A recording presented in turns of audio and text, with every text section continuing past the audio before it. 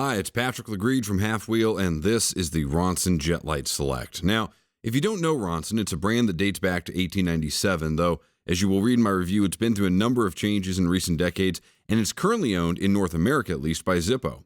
While it's not the most prominent brand anymore, it is still out there.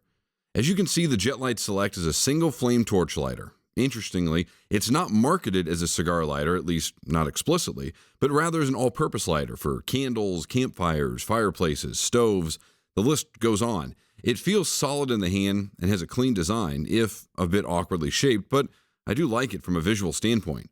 It's also an interesting size, almost 7 inches long, 4 inches wide, and 1.5 inches thick, making it a bit too big to comfortably put in a 5-count travel humidor, and big enough to feel in your pocket.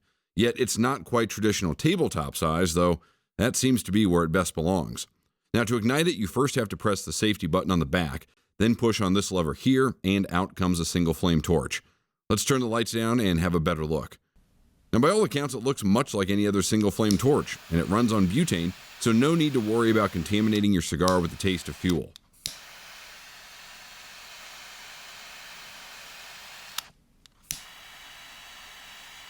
Let's get those lights back up.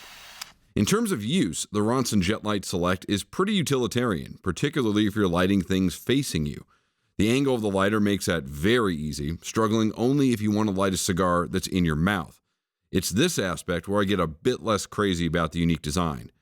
The other issue I found in using it is that the ignition sidewalls are a bit tight, and some people I asked to try the lighter out complained that their thumb didn't fit comfortably. Now, I didn't experience a drastic effect, however, so that may be up to the individual user.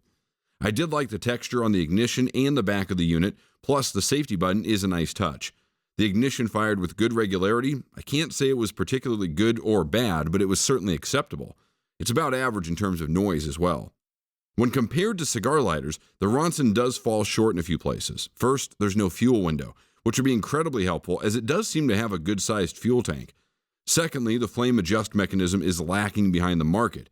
You still need a screwdriver or other small, flat tool to turn it.